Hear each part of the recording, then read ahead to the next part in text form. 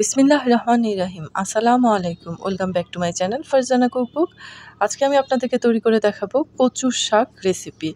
কচু শাকের সাথে আমি এখানে রুই মাছের মাথা দিয়েছি। মাথা বলতে পুরো মাথাটা না, চাপার অংশ। তো এটা দিয়ে মজা করে কচুর শাক রান্না করে দেখাবো। আপনারা সবাই পাশে থাকবেন। সবসময় তো আপনারা বা আমরা কচুর শাক ইলিশ মাছের মাথা বা লেজ দিয়ে খেয়েছি, কিন্তু এভাবেও খেয়ে দেখবেন অসম্ভব ভালো লাগবে। এই তো কচু শাকগুলো আমি নিয়ে নিয়েছি একদম টাটকা টাটকা, দেখতেই পাচ্ছেন কত সুন্দর। এগুলো আমি কেটে ধুয়ে নিয়েছি। কচু শাক, চলুন শুরু করা যাক রেসিপিটা। আমি এখানে কচু শাকগুলো কেটে ধুয়ে পরিষ্কার করে নিয়েছি। আমি একটু পানি দিচ্ছি এটাতে, এবং এটাতে একটু লবণ মেশাবো, একটু হলুদ দিব, এবং পরে ঢাকনা দিয়ে ঢেকে আমি কচু শাকটা কিন্তু সিদ্ধ করে নেব প্রপারলি। কচু শাক কিন্তু 15 মিনিট টাইম লাগে সিদ্ধ হতে। মিডিয়াম আঁচে আপনারা কচু শাকটা সিদ্ধ করে নেবেন। দেখতেই পাচ্ছেন আমার কচু শাকটা কিন্তু সিদ্ধ হয়ে গেছে। আমি কিন্তু বাকি পানিটা ফেলে দেব। এই পানিটা নিলে কিন্তু আপনার গলাটা চুলকাতে পারে, তাই পানিটা অবশ্যই ফেলে দিয়ে তারপর কচু শাকটা রান্না করবেন। কচু শাক থেকে কিন্তু পানিটা আমি ঝরিয়ে নিয়েছি। এখন কিন্তু রান্নার পালা। আমি একটা ফ্রাই প্যানে সয়াবিন তেল নেব। চাইলে কিন্তু আপনারা সরিষা তেল দিয়ে বা যে কোনো খাবার অয়েল দিয়ে কিন্তু এই রান্নাটা করতে পারেন। সাথে আমি দিয়েছি 1 চা চামচ পাঁচফোড়ন, এবং রুই মাছের মাথাটা কিন্তু আমি দিয়েছি। মাথা বলতে চাপার অংশগুলো। তারপর আমি একটু নেড়েচেড়ে দেব। চাপার অংশে একটু লবণ দিয়ে নিয়েছিলাম। কোনো হলুদ আমি দিইনি, কারণ এই রান্নাতে আমি হলুদ দিব।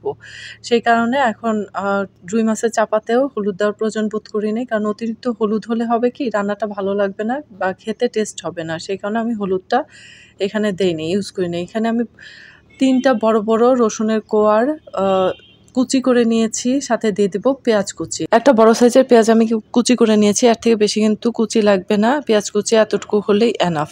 আমি 2টা শুকনো মরিচ এখানে অর্ধ ভেঙে দিয়ে দিয়েছি, দেখতেই পাচ্ছেন। সাথে একটু নেড়ে চেড়ে নিচ্ছি, যাতে করে প্রপারলি রুই মাছের মাথাগুলো ভাজা হয়ে যায়, বা রসুন এবং পেঁয়াজটাও কিন্তু ভাজা হয়ে যায়, সব একবারে ভাজা হয়ে যায়। আপনারা চাইলে রুই মাছের মাথাটা আলাদা ভেজে নিতে পারেন, কিন্তু আমার কাছে মনে হয় এইভাবে করে ভাজলেই ভালো হবে। এখানে আমি আদা বাটা দিয়ে দিব 1 চা চামচ, রসুন বাটা দিয়ে দেবো 1.5 চা চামচ। পরে আমি রসুন এবং আদার কাঁচা গন্ধটা দূর হয়ে যাওয়ার আগ পর্যন্ত কিন্তু ভাজতে থাকবো। তা না হলে কিন্তু শাকে রসুন আদার গন্ধ করবে, একদমই ভালো লাগবে না।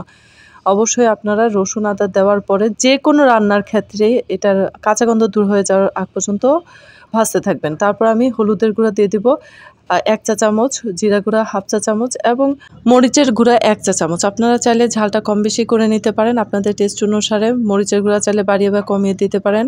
মশলা কষানোর জন্য আমি এখানে 1/2 মগের মতো পানি দিয়ে দিব, যাতে করে মশলাটা ভালো করে কষে যায় এবং মশলার কাঁচা গন্ধটা দূর হয়ে যায়। এই পর্যায়ে আমি ঢাকনা দিয়ে ঢেকে মশলাটা ভালো করে কষিয়ে নিব মিডিয়াম জালে। 5 থেকে 7 মিনিট ভালো করে ঢাকনা দিয়ে ঢেকে মিডিয়াম আঁচে রান্না করলে দেখতে পারবেন মশলা কিন্তু কষানো হয়ে গেছে, এবং মাছের মাথাগুলো কিন্তু সিদ্ধ হয়ে গেছে, এবং সুন্দর একটা কালার আসছে, সুন্দর একটা স্মেলও কিন্তু বাহির হয়েছে।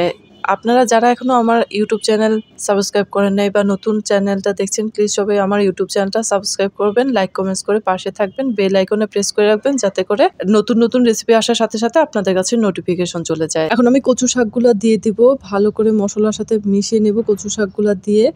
এবং কচু শাকগুলোতে একটু একটু পানি কিন্তু এখনো আছে, পানি ঝরে যাওয়ার পরেও কিন্তু কিছুটা পানি থেকে যায়।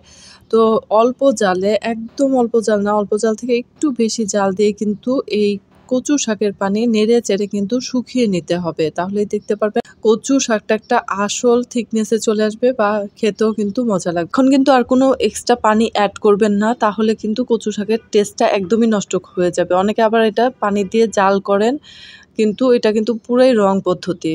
কখনো এই পর্যায়ে আর পানি অ্যাড করবেন না, কচু শাকেই কিছুটা পানি থাকে। মিডিয়াম আঁচে একটু লোতে রেখে শাকটা নেড়ে চেড়ে ভেজে নিলেই কিন্তু হয়ে যাবে শাক রান্না। এই পর্যায়ে আমি শুধু কাঁচামরিচ অ্যাড করব, এবং কাঁচামরিচের ফ্লেভারটা কিন্তু এই পর্যায়ে অ্যাড করলে পুরা শাকে ছড়ায় যাবে এবং খুবই মজা লাগবে। আপনাদের ঝাল পরিমাণ মতো যে যেরকম খাবেন সেরকম কাঁচামরিচ অ্যাড করে নেবেন। আমি পরিমাণ মতো এই পর্যায়ে এসে লবণ দিয়ে দিব, এবং সাথে দিয়ে দিব তেঁতুলটা দিয়েছি, যাতে করে গলাটা না চুলকায়। কচু শাকে কিন্তু এই টকটা দেওয়া মোটেও স্কিপ করবেন না, তাহলে কিন্তু গলা চুলকাতে পারে। কচু শাকে কিন্তু গলা চুলকায় একটু একটু মাঝে মাঝে। তো আপনারা এই টকটা অবশ্যই দিবেন, হয় তেঁতুল দিবেন, লেবু দিবেন, আমড়া দিতে পারেন, আম দিতে পারেন, জলপাই দিতে পারেন। স্বাদটা ব্যালেন্স করার জন্য যেহেতু একটু তেঁতুল দিয়েছি, সে কারণে 1/2 চা চামচের মতো আমি চিনি দিয়ে নিয়েছি। আপনারা চাইলে নাও দিতে পারেন, কিন্তু আমি দিয়েছি যাতে সবকিছুর একটা ব্যালেন্স থাকে। ব্যালেন্সের জন্য দিয়েছি, মিষ্টি হওয়ার জন্য না। 1 চা চামচের বেশিও চিনি দেওয়া যাবে না, তাহলে কিন্তু শাকটা মিষ্টি হয়ে যাবে। আমার রান্না কিন্তু কমপ্লিট, দেখতেই পাচ্ছেন কত সুন্দর হয়েছে। আমি কিন্তু এখন পরিবেশন করে নেব। দেখেন কত সুন্দর হয়েছে চেহারাটা শাকের। আপনারা এভাবে টিপস অ্যান্ড ট্রিক্স ফলো করে রান্না করবেন, দেখবেন আপনার কচু শাকে কখনোই গলা চুলকাবে না এবং সবাই খেয়ে আপনার কচু শাকের খুব প্রশংসা করবে।